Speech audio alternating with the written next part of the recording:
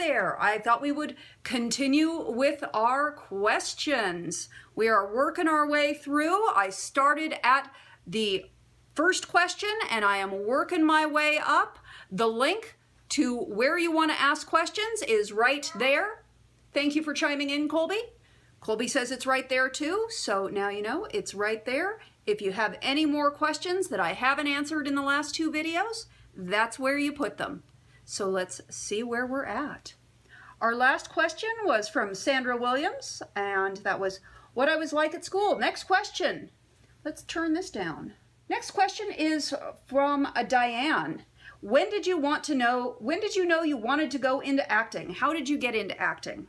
Well, I think I pretty much answered this in the previous video, but I got interested in performing when I was 3.5 years old, and I did plays in my bedroom with my friends, with my stuffed animals, with my pets. I performed for anybody who wasn't looking. I performed whether anyone was looking or not my entire childhood. So, yeah. That's when I got into acting, birth. Professionally, I did own a bathing suit store in a mall for a brief time when I was 21, 22, and then when I was 24, I made the decision to move to Los Angeles. I decided that I did not want to be a bitter old lady who would say, oh, I could have been. I wanted to know what I could have been, for good, for bad. I wanted to know what I could do. So I packed everything up when I was 24 years old, and I moved to Los Angeles, and I didn't know a single person here. I spent a year studying. I guess I would have been. Yeah, I turned 25 when I was here in LA. That year. Nobody said I could do math. We've mentioned that before. I don't do math. Okay, continuing on to the questions, because we got a lot of questions to get through. The video that I first mentioned, please leave all your questions on. I was talking about a foundation, and somebody asked me if it is available at Costco in Canada, and I have no idea. Wasn't a sponsored video. It was a product that I found at my local Costco. I mean, I literally found it because I was shopping at Costco and saw the product there.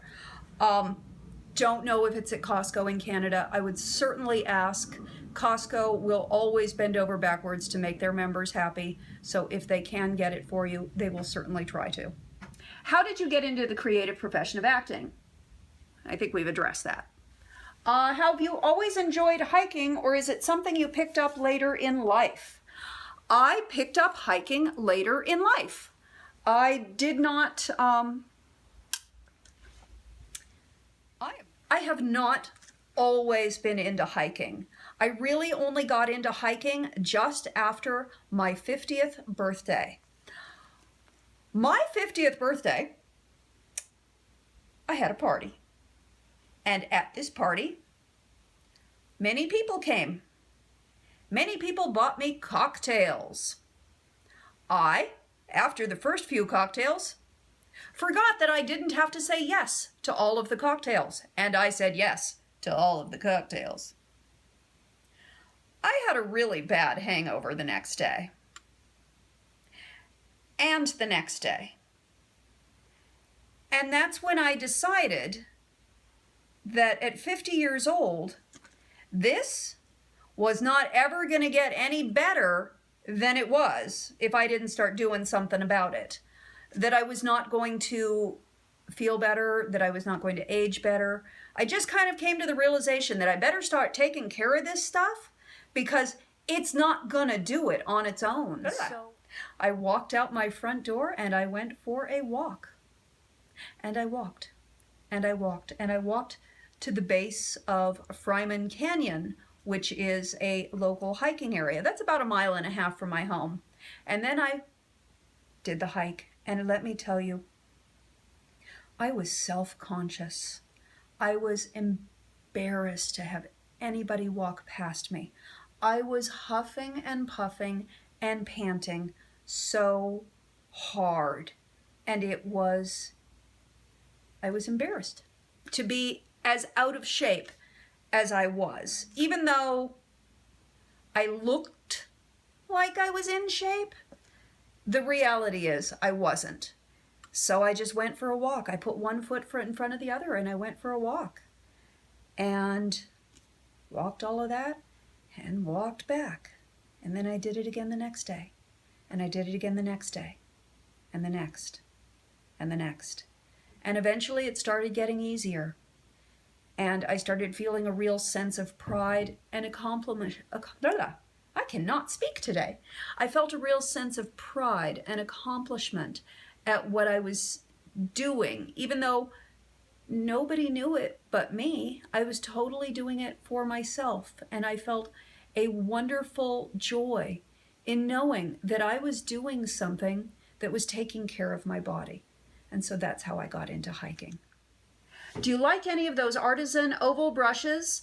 And do you know a good dupe versus expensive? I haven't tried any of those fancy oval brushes. I've never had a makeup artist, a professional makeup artist, work on me with them. I've never tried, as I just hit the camera with my foot. I've never tried one. I don't know how they work. They might be awesome. They might just be the same as any other brush. I don't know. Thank you, Sequel. That was a little relight, courtesy of Sequel. He likes to help out with stuff like that. And thank you so much for asking the questions. Thank you for enjoying my videos. I already asked you for directions for the dermatology tool and you did not respond, which I responded to. Just a quick thing, because I used to be able to get to a lot of comments. I used to be able to respond to a lot of comments, and my life has just been really, really busy. And when I am responding to comments, I am not editing a video. I am not making a video. I am not thinking about making a video. So for me to, there's only me. There's not a crew. I have nobody that's going to do stuff other than me. So nobody can sit down and answer the comments while editing a video and making a video and trying out new products. And it's just, I love reading the comments. I want you to know that. That's why I approve all of the comments. All of the comments are held until I approve them. So they all get read. But I just don't always have time to answer to all of them as much as I would like to. Because as soon as I answer one, then I feel like I need to answer the next. And I feel like I need to answer the next. And I can literally lose 5, 6, 7 hours just answering comments and not get anything done. So please forgive me when I don't get to your comments. I try to, and I do feel guilty when I don't get to them. I do try, and I am so grateful to all of you that help each other out and help me out and answer questions when I can't get to it. And sometimes I see a question, I'll be on like one board where I approve the questions, where I approve the comments, and I see it and I click, and then I have to go to the other board to answer it. And sometimes I can't freaking find the question. And sequel play, in case you heard the bell rattling around in the background. But sometimes I can't even find the comment to answer it. Oh, and here's this other thing, that there's like phantom comments that I can't get to. That it says I have comments for review, and when I click on it, it says, no comments to show, no comments to show. And it's like, you're telling me, no, I have 99 there. Why can't I get to them? So are there 99 comments that I'm not getting to, or whatever that number is? Or is that a glitch in YouTube's system? I have no idea. But I carry the guilt just the same. I'm gonna be easy and nice on you. Who is your all-time favorite actor, actress? And what is your favorite movie that you acted in? Please give me a shout out. Dana in Mobile, Alabama. Roll Tide. Shout out to Dana in Mobile, Alabama, or Mobile, Alabama. I'm not sure how you say it. or how y'all say it. I'm a California girl, clearly. But, all-time favorite actor, actress.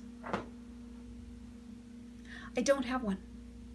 I don't have any one male or female that I go, oh, I like everything they do. Now, I have a lot of people that I do like, of course, but I couldn't pick out just one, either male or female. I love Johnny Depp because he takes risks. He makes bold choices. I don't always like those choices. I don't always like those risks that he takes, but I admire the heck out of him for taking the chances and for taking risks. I love that. So that is one. And all-time favorite movie that I've acted in, I think we addressed that already. It's like favorite children. You can't pick your favorite child. You can't do it.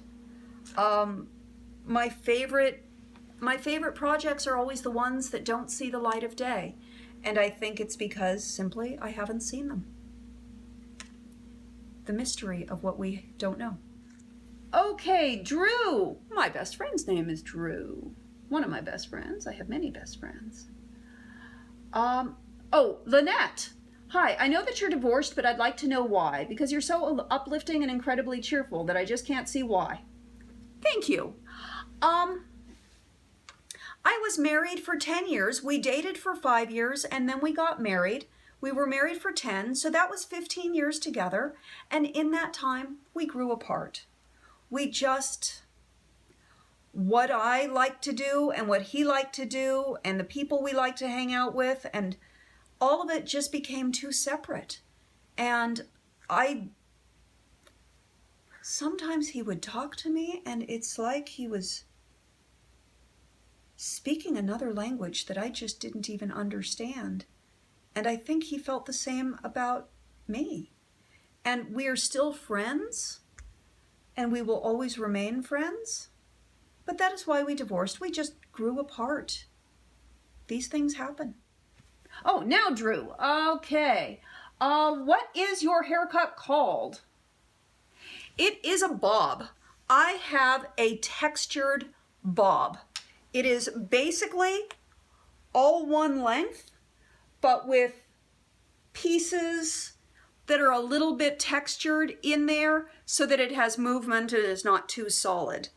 My hair is naturally wavy. I don't have a perm. It tends to have ringlets back in here. That was the second part of the question that I didn't read to you. She said, do you have a perm or naturally curly hair? And do you set your hair to achieve those beautiful curls? Thank you. It's such a flattering haircut, and we have the same face shape, so your haircut and curls would look great on me too. Thanks for asking.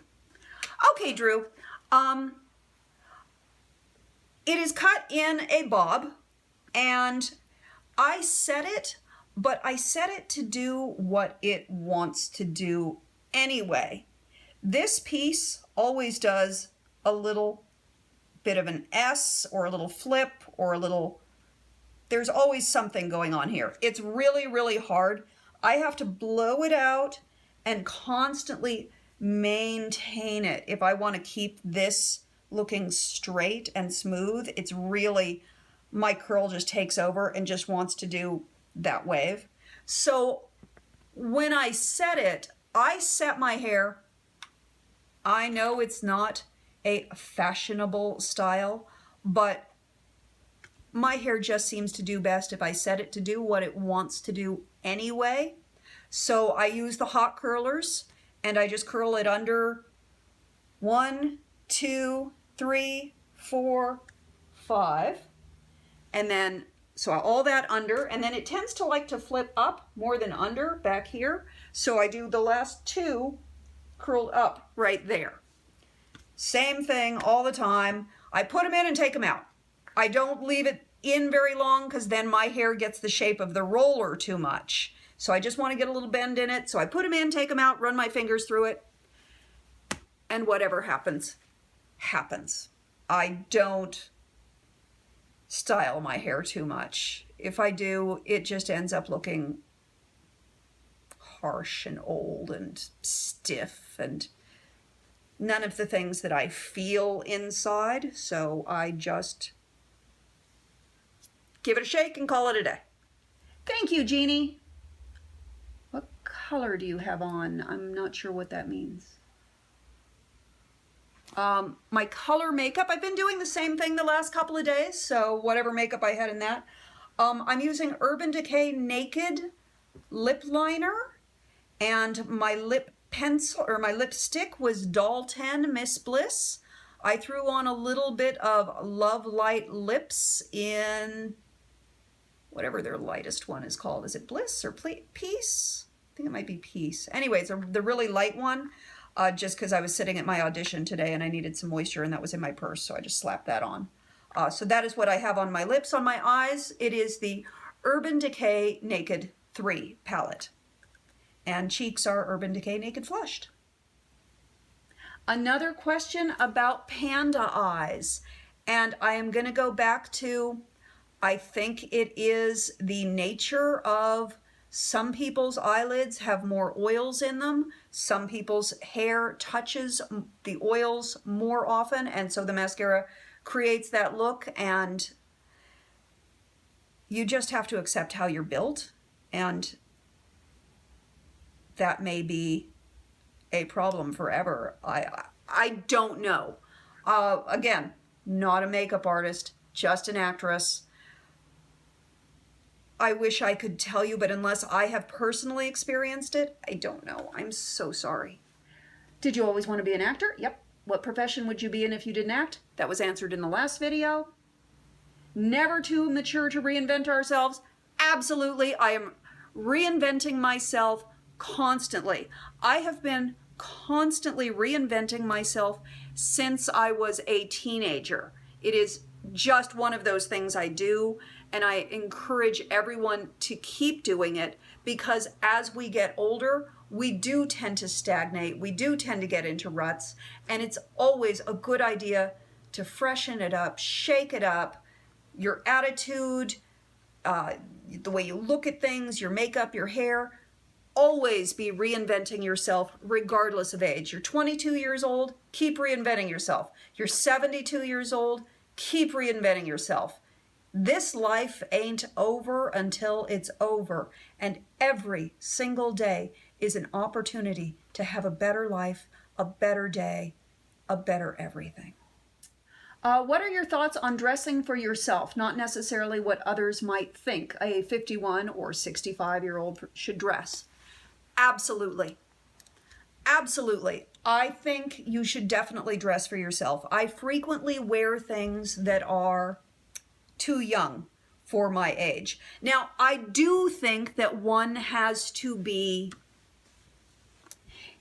if one is going to step outside of the box and do things that are not age appropriate, edit yourself well. You know what I mean? Like, when I did the video and remember when I did that Facebook Live video and I said, oh, it was like not a great idea that I did it in my bikini? This has no judgment on how I look in a bikini. I look fine in a bikini. The judgment is, it really wasn't a wise choice to be doing that video on Facebook Live. You know, in poor taste, all of that. So that's all I'm saying. You should absolutely 100% dress for yourself. But I do think that I am never going to wear white stretch pants in public again. Do you know what I mean? I might like white stretch pants. I might enjoy wearing I might like wearing white stretch pants. I might enjoy the way white stretch pants look on me. But the truth is that if I take a good realistic look at the backs of my thighs in the full-length mirror, there's some texture there. And I should not be wearing white stretch pants in public simply because they're in poor taste. So I think that's a real fine line. Yes, you should absolutely dress for yourself, and you should absolutely push the envelope, you should push the boundaries, but I do think that we want to keep things with a certain amount of good taste, and that is a boundary that I push all the time. I frequently do things that, when I reflect on them in hindsight the next day, when you're scrolling through pictures on your phone and like, oh yeah, not a wise move. So dress for yourself, absolutely. Push boundaries, absolutely. Try to remember that you might want to keep it in good taste, and that's all I'll say on the subject. Okay. Hi, Monique. My question is the following. Do you always have an idea of how your makeup will turn out before you start? Like you do you already envision it in your head, or do you wing it and it evolves as you go? Both. I will sometimes have an amazing concept in my head of exactly what I want to do, and I can see it so clearly, and I know exactly what I know exactly what it looks like. And then it doesn't turn out at all the way I thought it would. Case in point, when I was going to the red carpet event for my film called, oh God, what was it called? The Fast and the Fierce. The Fast and the Fierce? Yeah, I think that's what they ended. That wasn't the name when we worked on it, so I keep forgetting what it's called because it was Airspeed when we worked on it, and so I keep thinking of it as Airspeed, but it was called The Fast and the Fierce. Anyway, when I went to the screening for that, my makeup did not turn out at all the way I could see it in my mind's eye. So I had to keep making it up as I went along. When I did my makeup for the Purple Fantasy, I didn't have an exact clear vision. I knew I wanted to do a lot of purple. I knew I wanted a dramatic look. But I wasn't really sure what I wanted it to be. I just knew I wanted it to be really theatrical, really over the top. And so I sort of did the eye makeup like we used to do in ballet, where we'd have the eyeliner that came out on the top and on the bottom, and then the light in between the two to sort of open up the eye from stage, which is not necessarily a look that you would do one-on-one up close to people, but from a distance, you know, it's very theatrical, and I wanted a theatrical look for that. So I do both. Sometimes I have a clear vision. Sometimes my clear vision does not work out at all. And sometimes I just wing it and it turns out great. Other times I just wing it and it's a complete disaster. I have made videos that you have never seen because they were so disastrous. Oh, thank you, Jeanette. Still on for dinner in Toronto. Absolutely. I don't know when I'll ever be in Toronto, but we are on for dinner. Your favorite role you've played as an actor?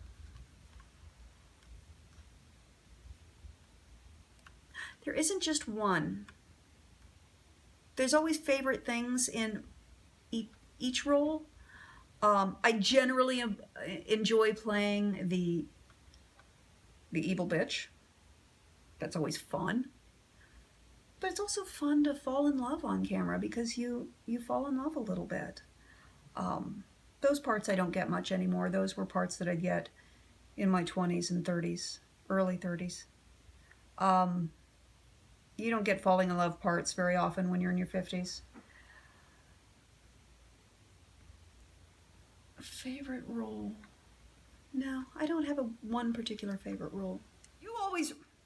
Sherry, you always write me a novel. It always takes me a while to read through everything, but great questions, of course. What about having a YouTube channel has been the most surprising or unexpected result for you?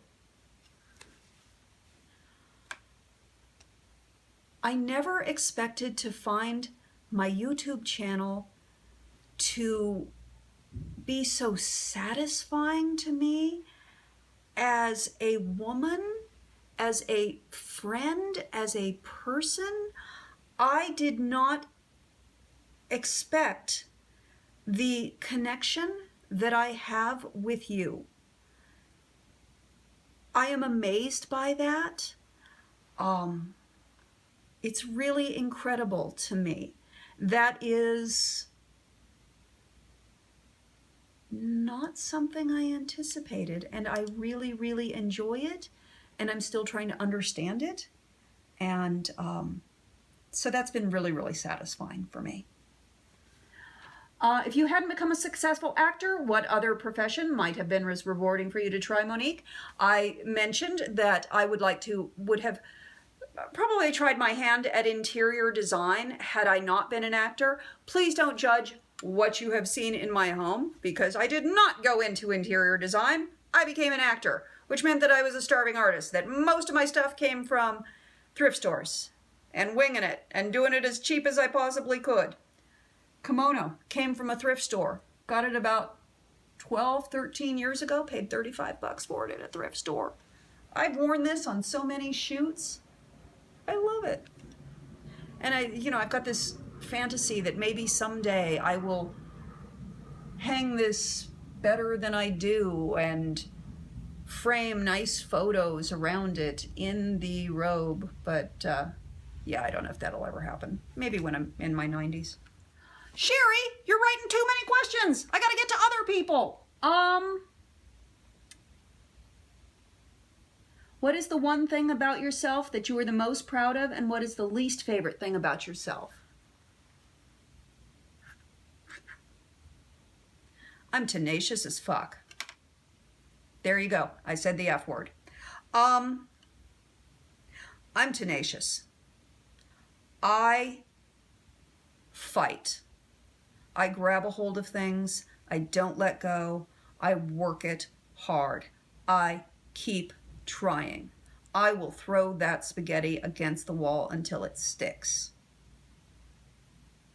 And if that spaghetti ends up not ever sticking, then I will cook it down to nothing and figure out something else to make out of that gelatinous goo. But I will do it. I will find some way to make it work. So that is my favorite thing about myself. Least favorite thing about myself: procrastination.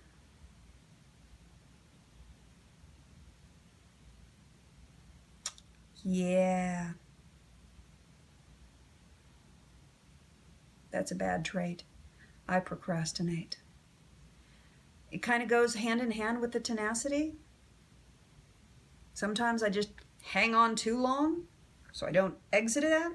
They kind of, there's sort of a symbiotic thing that they have. Is that even a word? Symbiotic? Symbiotic's a word, isn't it? Did I misuse it? Another thing I'll do that is not such a great trait. I'll whip words out of my brain and I don't even know if they're really words or not half the time. Let's see what other questions you have, and then I'm moving on to somebody else. Sherry, I love you. What was one of your most defining moments in life?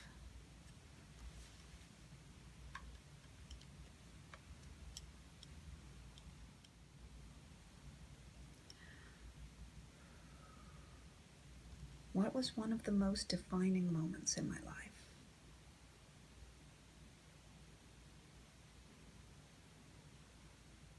The first time I was on stage and heard applause. The first time I did something funny and made an audience laugh. Yeah, defining moment. How would my friends describe me? Oh, almost every one of my friends, boyfriends, everybody that I know has said this to me many times. You are the strongest woman I know. So I guess that's how my friends would describe me. I am strong. I'm sure they have a bunch of other ways to describe me, but that's what they've told me. Amanda told me the first time that she met me, she looked at me and she was like, oh, I couldn't talk to her. She's too cool. which is, of course, the exact same thing that I thought when I met her. So maybe that's it. Maybe my friends thought I was really cool, and I also thought they were really cool. And apparently, we're none of us too cool for each other, which is why we're friends. I love you bunches. Drop your comments down below, and I will keep this going. I'll talk to you very soon. If you haven't subscribed already, please hit that subscribe button. Love you. Seriously, no snuggles? Come on, I'm just sitting here. I've already got white fur everywhere. Come on. Oh, you're gonna make me come get you, aren't you? Okay.